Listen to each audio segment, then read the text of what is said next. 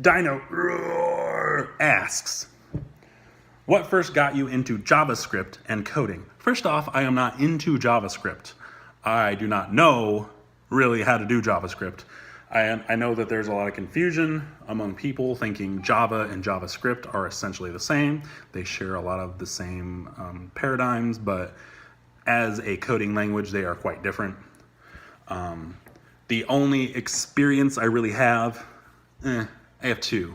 So at work, we have an internal application that uses a little bit of JavaScript. I had to really expand the functionality of it, so I needed to update some of the JavaScript. So I had a little bit of experience in there, but I've been dabbling a little bit more in JavaScript because, as most of you know, Noid has his checklist site. So I've been helping him keep it updated by updating the list of trophies. And I've been doing some experimental, tinkering outside of that, which has included needing to upgrade the JavaScript. I do not know what I'm doing most of the time. I have to Google it or just copy what Noid has done and change some things. Look at Stack Overflow, which every single other program in the world does, and use that. So I am not into JavaScript. To answer that question, I don't really know much about it. What I do mostly is which is the most used programming language out there. What got me into it was in college, I initially was going for computer engineering. As a child, I was interested in, like most kids who play video games are, maybe making video games.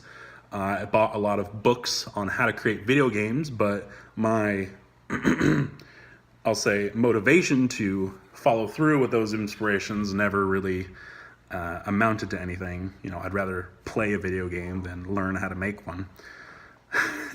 So I never got around to that. But as I was doing my college searches, I still wasn't 100% sure on what field I wanted to go into, because there's a lot of IT fields out there. I ended up picking computer engineering, thinking, there's going to be a lot of need for manufacturing of parts and such. But I got through 3 years of engineering and realized I, A, did not like it, and B, was terrible at it. A lot of very, very, very technical courses, embedded systems, a lot of See, the problem with it, I think more so, was that it was basically an electrical engineering course with a specialty in computers, because really they're the same thing. When you're being an electrical engineer, you got to worry a lot about, resistance and ohms and watts and amplitude. So clearly I got a lot out of that 3 years. But during those 3 years, I had to take a lot of electives courses, and a lot of those electives were computer programming. So I took C, C++, I took a history of programming languages, looked at COBOL, Fortran, a lot of older languages. So I learned a little bit about C, C++, eventually started getting into, because they want to take you through some basics, so I learned a lot about object-oriented programming. Eventually that took me into Java, so I took Java. It was basically called Computer Science 101, I think, but you learn Java there, and then there was the second level, and then the final level of the video game. So I took a lot of Java there. I probably did not take it as serious as I should have, given that it's more or less my career now. Had a lot of projects back in the day. I did take an elective for iOS programming. That was pretty cool. Unfortunately, the end of semester project was a group project, and as many people I'm sure know who have attended universities and colleges, that group projects typically have a person who does not contribute. Well, it was a group of 4, and 2 of those people did not contribute, so it was 2 of us doing the work of 4.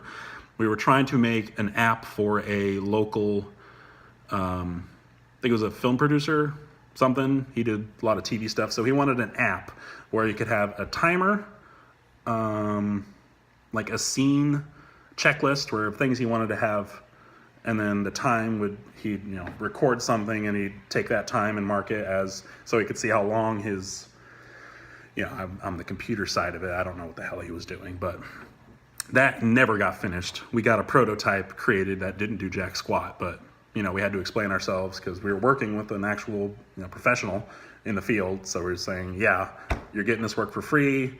Half of our group did not participate. We did the best we could. We ended up getting an NA off it just because of those other two did not do so well. So my college courses got me into coding. I think what really has propelled my interest, I won't say interest, but what keeps me going is a lot of automation doing for PST. My first big automation was the backlog event. I have I think I've made videos about that. But basically I would, pull down information from PSNP, which would pull down the time it took to complete a game, and then I would add that all together, and bam. I made it much easier than having to, have a submission thread and then go through it, click through a person, check it, write it down, and good to go. So instead what we did was everyone submitted the game, URL, that URL will be fed into a list, which got fed into the program, which spit out all the information. Makes everything much easier. So we've done a lot of automation recently. That is what has been getting me going. I do have a lot of side projects in my head that I've never gotten around to doing, just because my time is super limited as a father and as a person who's supposed to be working right now. So yeah, my time is limited. I have a lot of ideas. I don't have the time to do them, but college got me interested, which was the original question. I just think it's cool to be able to write something and have that something turn into something useful. It was a lot more interesting than computer engineering or electrical engineering, where you're designing a component which would be used on other things. So what the other things would use it for was more interesting to me. So, okay, I have this motherboard. Now what? Well, the actual program being used on the motherboard was more interesting to me than the actual motherboard itself, as an example. So that got me switched over. After 3 years, a lot of my credits thankfully transferred, so I had to take, I think I was already behind a semester, so I only had to take one more semester. So I'm a 5-year senior, 5th-year senior. I did my victory lap. So yes, I know that you've done your own automation. I see that on the leaderboards. Super cool. I like what you've done.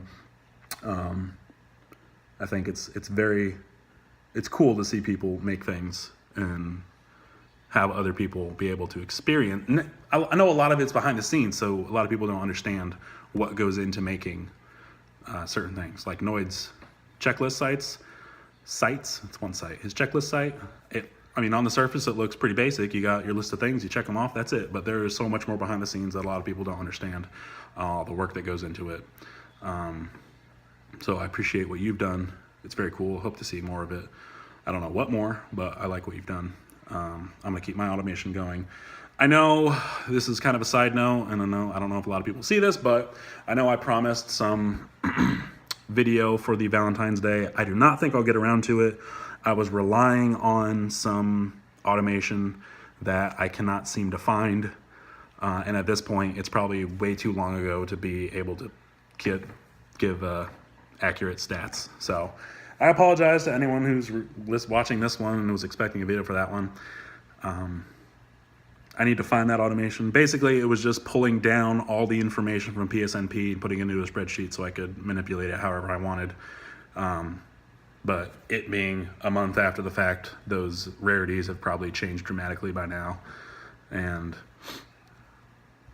yeah, so I did a lot there. Thank you for the question, Dino. As you can tell, I'm a little enthusiastic about coding. I wish I could do more of it at work. My position at work is more or less a system administrator, so I do a lot less coding than I'd like. Right now, in the middle of trying to stand up a new middleware system for one of our applications, which has been proven to be a pain in the tuchus, because this is the application we use has been provided by a third party, so we're basically hosting something they gave us, and that thing that they gave us does not work well with the thing we're hosting, which is something that they told us we needed So 10 minutes, this is good enough. Thanks, Dino. Bye.